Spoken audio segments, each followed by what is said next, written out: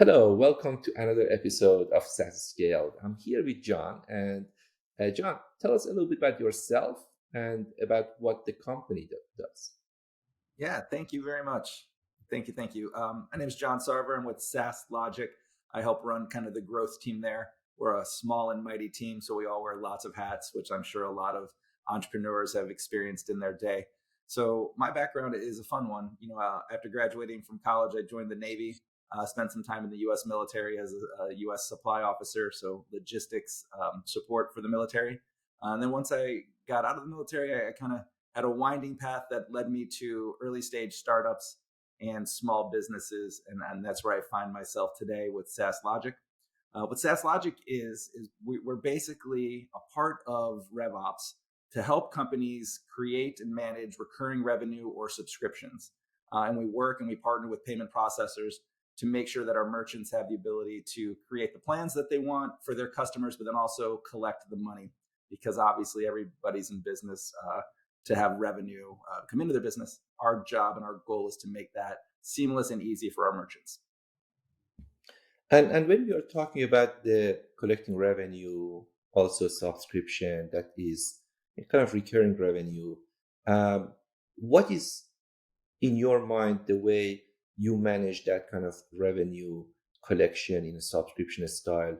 Uh, that would be specifically the expertise that your company, you guys bring to the table, and what aspect of it is the most challenging part that you guys have seen in action? Yeah, thank you. That's a great question. I think when we look at supporting our merchants, one of the things I think is unique to us is we've taken a hyper focus on our merchants' customers being the most important person in our value chain. If our customers, who are the ultimate person paying the invoices that our system's generating, if they're not happy with the technology to pay, then they're going to have an unfavorable opinion of our customers, our merchants. And so when we're building out Saaslogic, we keep that as a guiding light. And with that, we want to provide our merchants the most robust platform to allow them to create the products and plans and to offer the services that they offer to their customers as seamless as possible. And one of the ways we do that is we've invested in helping to build out what we call a hybrid billing platform. If you think about subscription and revenue management, there's the traditional bronze, silver, and gold packages that we're all aware of. And then you can see the feature set increases as you go up throughout those plan segments. And then you start looking at, a lot of the consumers in today's market want to just pay for what they're consuming. So how do you tie in usage based with those traditional plans? And the reality is our merchants, they're going to go out and find what works best for them to settle their customers. And we have to make sure our platform allows them to create those products and plans in whatever manner they see fit. So if they want to do traditional silver, bronze, gold, great, we can handle that. If they want to do something a little more complex with usage-based, number of API calls, number of sessions on an LMS, we can do that as well. And so we've really focused on creating that platform that allows our merchants to be creative in how they productize their services and their offerings so they can maximize revenue for their company, but also meet their customers where they're at from how they pay. And how often do you see that companies may choose one model and then transition to the other model, or use both of them? So in that case, my next question would be how easy it is to transition from one model to the other model, if it's possible within your platform to help them to transition. Yeah, and I think from a technology standpoint, it's an easy transition. We've built Saaslogic to really be a tool for our merchants to alleviate the burden of creating those products and plans, so that way they can have that not be what they focus on. They need to focus on what they're delivering, the services and products that they're producing. That is where we want them to be focused. We'll worry about how to create the invoices and then collecting the money. The transition from one model to a next, a lot of that, I hate to say, depends on what the merchant's offering. The reality is it's what the merchant's customers' expectations are is what would drive the difficulty. Will having that new product or plan that might be hybrid resonate well with their users to where they're leaning into those types of payments? because it can become complicated if you over engineer the solution from a payment standpoint. So the reality is, technologically, it's pretty simple, pretty straightforward. But that doesn't mean from a merchant's business standpoint that it's an easy transition from model A to model B. Sure. And the reason I ask that, because in action, I have seen some companies that they segment their market. And for example, for the small clients they have and the bigger clients they have, and not necessarily the way they put the pricing, licensing, subscription model for a smaller segment of the market is a good fit to the larger customers. And in that case, they have to go with two totally separate model and sometimes run both of them in parallel, or at least provide option Mhm. that do you want the usage based kind of subscription, or do you want the more flat rate style that is not usage based? And then one segment may have a preference over one model versus the other one. Um, but from your perspective, anyway, you can support both even at the same time if they want.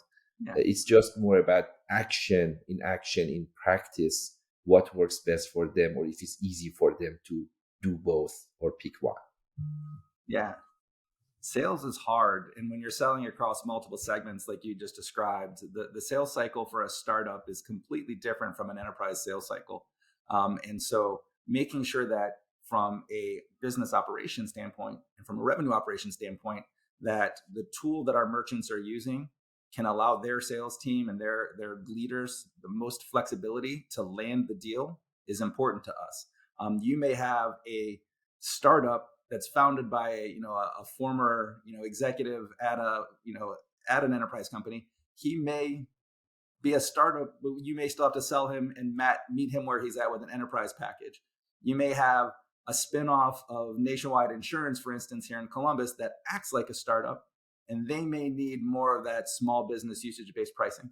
So the concept of segmentation has been very powerful in understanding sales cycles and how to optimize those revenue operations.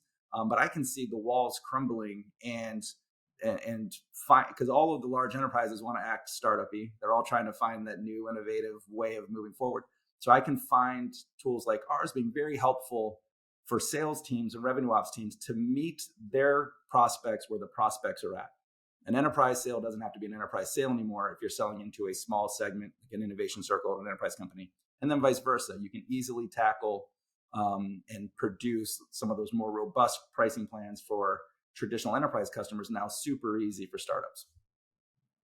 And when it comes to B2C versus B2B, uh, where do you see it can get more complex with regard to billing subscription, and where you know uh, you guys can come in and help most? We've built our platform to be able to work with merchants that are providing products and services to either market. And we actually, part of our workflow, when the merchant's creating their products, we ask that question: who is your customer? Is it a business customer, or is it a end user customer? Is it B2B or B2C? And that matters because the amount of information you need to gather on from an account standpoint is different. The types of features you might want to be offering are different. And so we've actually built into our system to allow the merchants to create plans for B2B or B2C, depending on what's best for them. They both have their unique challenges. They're both have a lot of positives.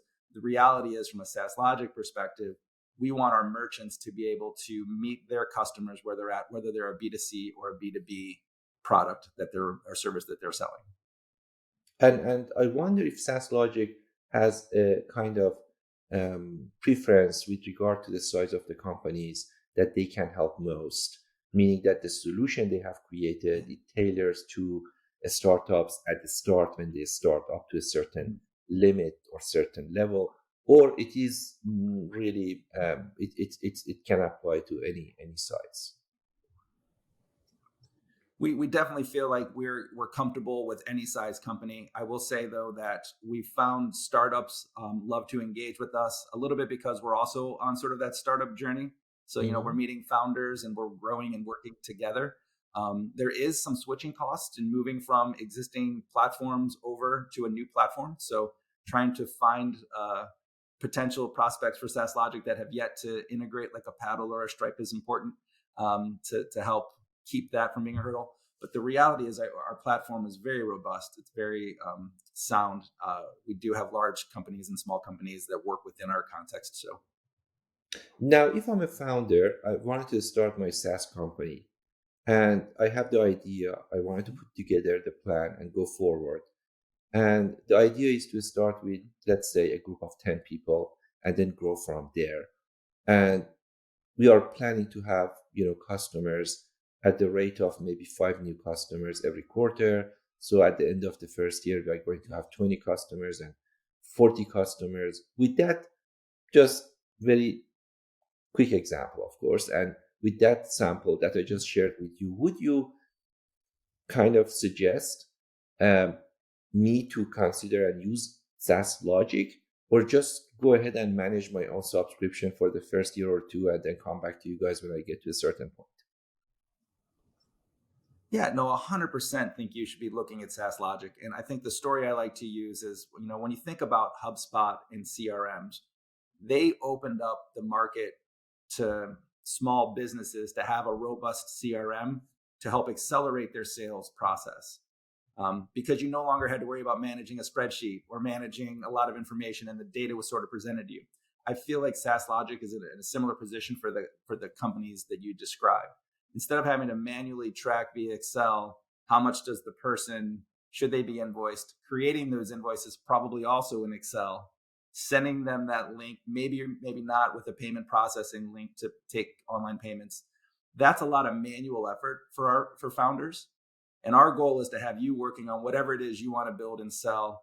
Come set up those customers one time within Saaslogic with the products and plans that you create, and then let Saaslogic handle the creation of the invoice, the emailing and distribution of the invoice, and if you're configured with a payment processor, the collection of that money. Okay. And what is the kind of what is the challenge that you would tell me, Arman, you are going to have if you build it in house? If I go ahead and Time, just say, opportunity cost.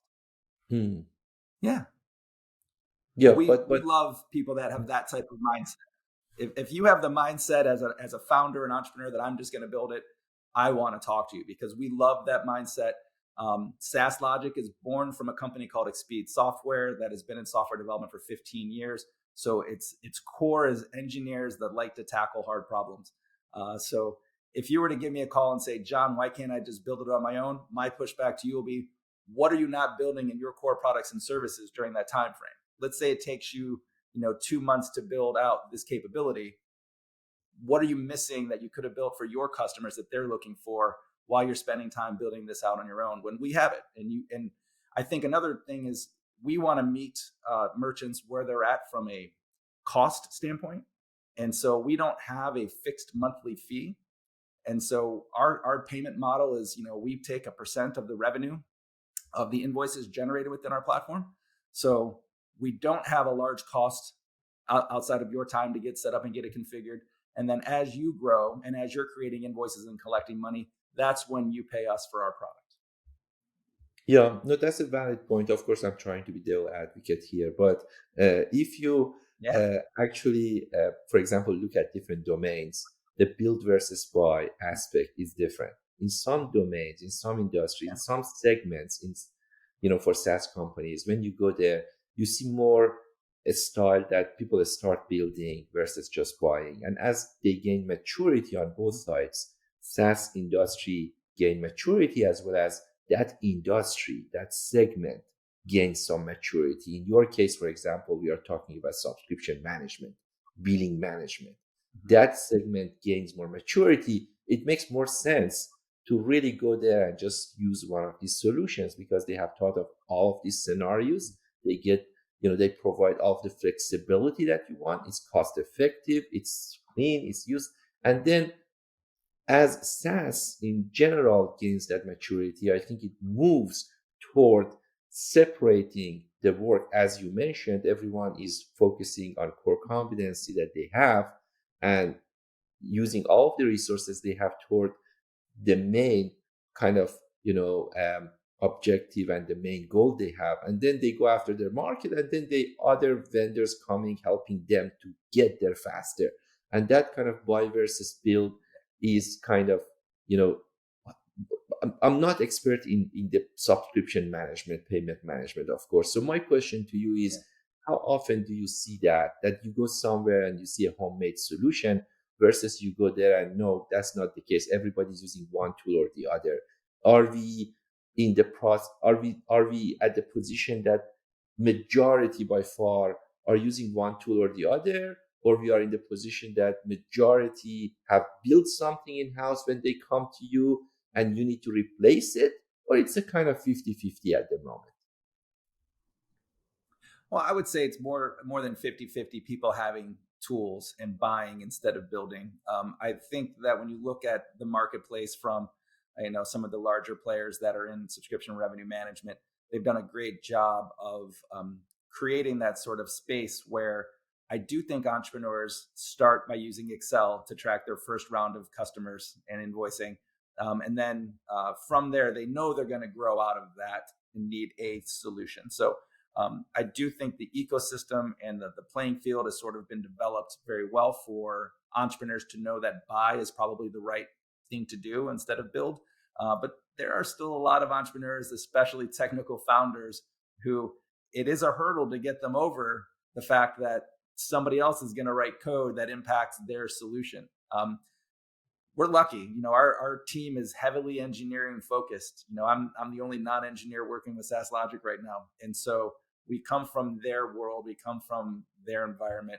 They enjoy hopping on calls with our tech leads. I get out of the way and I let the technologists talk to the other technologists about why they should be coming aboard with our platform instead of investing the time to build their own. Yeah, that's great. And that's great. So yeah, makes sense, to be honest with you. Now, talking about that point that you just mentioned, that you are the person in the company that is more focused on the operation and not necessarily on the technology side. And based on the background that you mentioned, that makes perfect sense as well. And how do you see technology companies in general with the model that when they start, they focus a lot on the technology? And in this case, I'm talking about a SaaS company, a SaaS startup. And then they get to the point that operation matters most. And then that is when they gain a lot of maturity. And at the very beginning, really technology needs to be built in a robust way. Otherwise, they have no solid product technology to offer. And that's the core of what they offer, right? Um, and the balance between these two. And as the company gains more maturity, then you are really improving the kind of operation.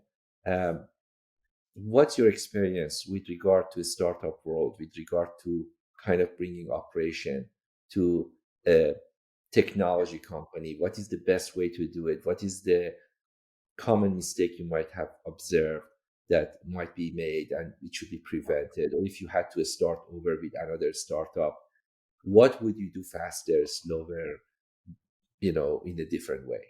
Well, I think, not to be cliche, but you can never get too many customers too early providing you feedback within your product. You can sit in a room and dream and build. And then as soon as you get your first customers on board and they start clicking, they never quite click the way you expected them to, no matter how much you think through it. And so the biggest piece of advice, and this has been across all the startups, is the sooner you can get something, alpha, beta, whatever you want to call it, in front of potential users, it's a phenomenal way to help build a product roadmap of items that matter to your customers. So that would be the first thing. I think the other thing that I love is I've been very fortunate to meet dozens of entrepreneurs here in the Columbus, Ohio area that have run successful companies, 9-figure exits and whatnot. So really strong entrepreneurs. And one of the lessons I take away from them is that every journey is unique. Every entrepreneur is unique. What drives them is unique. And an entrepreneur is what's going to make the product good or bad. If they have that drive and that vision to get through all of the hurdles and all the headaches and heartaches and sleepless nights of doing a startup, then they will be the ones that kind of push their ideas to success. And I say that because from a support standpoint, you have to get to know and understand who they are, what's their personality, what is driving them every day, because it is not easy. Everyone that's been an entrepreneur and been in startups knows there's probably way more bad days than good days. So from our standpoint, as a support person, you have to understand what their drivers are, what they're trying to accomplish, and then make sure you're showing them how Saaslogic helps them achieve that goal.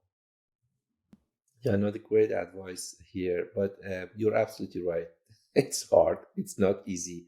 I It's haven't seen hard. any startup yet to tell me that it was so easy. I just started and No. exited successfully, and it was piece of cake. So And, and I will say that my friends that have been successful, what's funny, it's the success for these entrepreneurs isn't necessarily the paycheck at the end of an exit. That's validation, but they enjoy the building. They enjoy, it's, I guess it's sort of like a marathon runner. If you've ever run a marathon, it hurts. Miles 18 through the end are not fun, but people still love doing it. And that's kind of what I envision. Like when I look at my startup founder friends that have been highly successful, they enjoy the journey and their goal is to build. And then the exit is sort of validation that what they did was impactful. yeah, absolutely. No, and then building the foundation at the beginning in the way that it can make it easier, not easy, but easier as you go forward, that also plays a big role. And again, back to your point Correct. that choosing the right technologies platform to help you Mm-hmm. as you grow, to make it easier to manage your subscription, to do other things in your software that outside the core functions that you're focusing on.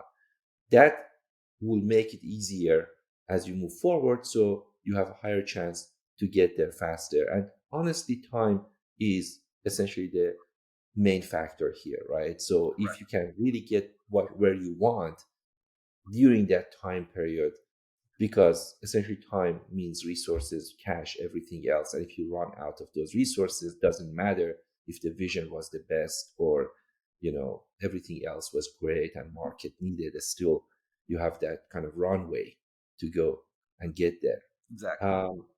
Yeah. So and and with regard to the landscape with regard to SaaS, when you look at it, and then you look at some companies going usage based on the subscription model, and then you can see some other companies doing some other more traditional, as you described it, uh, models that we have seen in the SaaS world.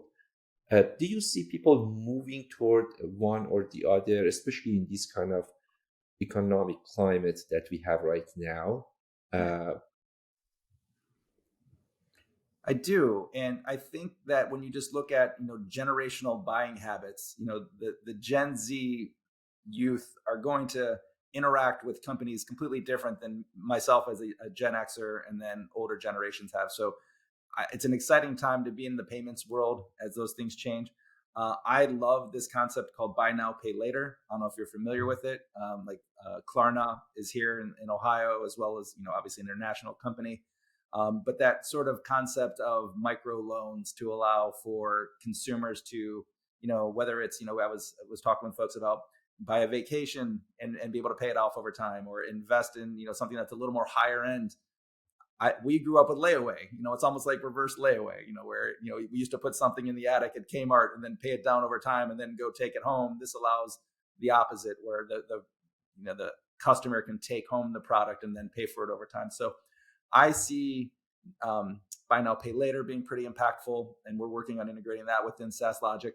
When we look at usage based, the concept of prepay, I was working with a utility company, and even within the concept of energy consumption, there are a large segment of customers that want to pay for a bucket of energy usage, and then as they expend that and go beyond, pay on a usage based for overage for electricity.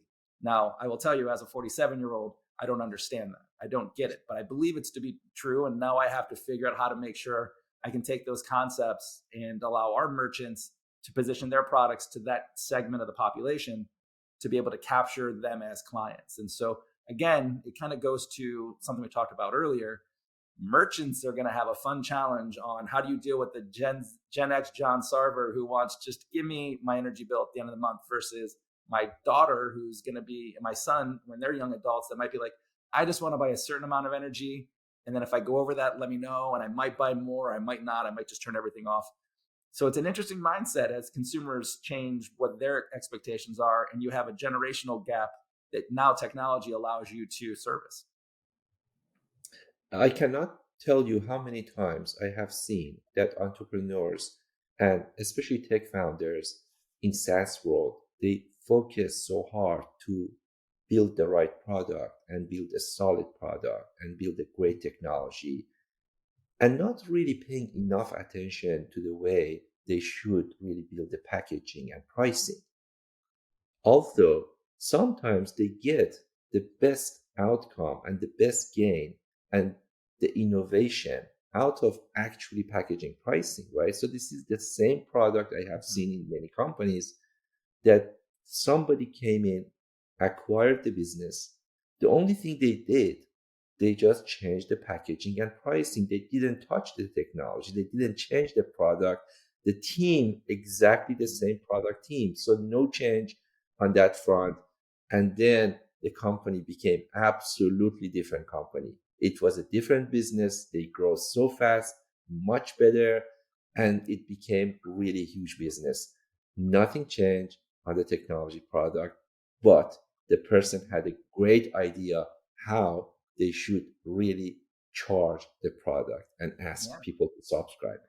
That's really the domain that, I, in my view, in my experience, people and entrepreneurs, founders, companies should spend probably more time on it. And believe it or not, it does not require all of those massive investment time resources that they're already doing on the product to gain a little bit more.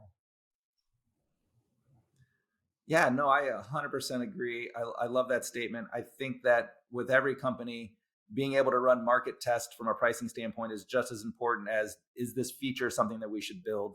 Because you can have the best product in the world, but if you don't have people wanting to pay whatever your plan is, they're not going to subscribe. And again, I think that's another area where Saaslogic, the simplicity of creating products and plans, allow you to do some A/B testing, ABC testing, to help hone in on what is the right pricing strategy. But ultimately, the entrepreneurs have to be creative. They have to be thinking outside of the box. The use case you gave, obviously, a company looked at that and said, if we do some tweaks, we might be onto something here. How do we help guide that initial entrepreneur so that way they don't miss that opportunity? I think that's a great question that I'm going to take back to our team. I feel like that's a great social media post or blog, like helping educate merchants on how to test products and price excuse me, how to help merchants test pricing strategies to see what is best. I've got a couple of good friends that I've known for years. Their whole job with larger companies is pricing. They're pricing experts, and they have tons of experience in doing market research and data analytics to understand what they should be selling their widgets for. So thank you for that idea. I'm gonna if you don't mind, I'm gonna borrow that idea and probably write a blog on it. Yeah, no, that's great. Absolutely. So, um, one of the questions I would like to ask is about really the events that you have been in those events and you liked it. Because sometimes finding the right event in SaaS world or in software world that people go and just, that's a good event to be, it's hard because there are so many of them. And it's great to hear from people who Yeah. have attended and had a great experience, a firsthand, experience with that. Is there any particular event or events that you would recommend and you say, I had great experience in these events, I would suggest Yeah, I've got a couple that I'd like to throw out there. The first one is there's a sub. It's called Sub Summit. It's the largest D2C subscription conference. It's in June. SaaSlogic will be there. We're going to be a sponsor this year, so we're really excited to be there and be a part of that community and kind of get our name out there. We've been to SaaSter annual the last few years. It's a great way to get out to California from Ohio and enjoy the weather out there, but it's also where SaaS businesses happen. It's amazing how in just a couple of days you can shake hands with so many people that are in our shoes, that are doing what we're doing and can either use our services or have advice for us. So SaaSter annual is also great. And then we do have a conference here in Columbus called Data Connect Conference. It used to be called Women in Analytics. And I'm just a huge fan of that conference. Every time I get to go, it's unbelievable networking, and it focuses on just showcasing a lot of the great work that is happening in kind of the more advanced analytics and data sciencey space, but focusing on the efforts that are being contributed by women within that field. So those are my probably three go-tos. Fantastic. And then my final question is about any book that you like to recommend, either something personally you like or something business related, professional Yeah. kind of work related, but something that has had positive impact in what you do. Yeah, there's all the old standbys, the business books that you get throughout the years. But I think that what I love, I'm getting back into reading newspapers, which really makes me sound old. And I say that and I'm just laughing at myself on the inside. I have enjoyed opening up our local Columbus Business First newspaper and leafing through and reading all of the articles that I could get digitally. So I find that interesting that as I'm aging, I'm reverting to my father, and starting to kind of go back old school, flipping pages of a large newspaper to gather my news. I've just thoroughly enjoyed kind of that sort of event more than I have in the past, even with a cup of coffee. That's how old I'm becoming. So I would say that's kind of where I would lean. I think the concept of journalism and print are things that are important to the fabric of society as a whole, making sure that unbiased information is published in a manner for us to digest. And so, one newspaper at a time, I'm going to start ticking them off to read to help their subscribership.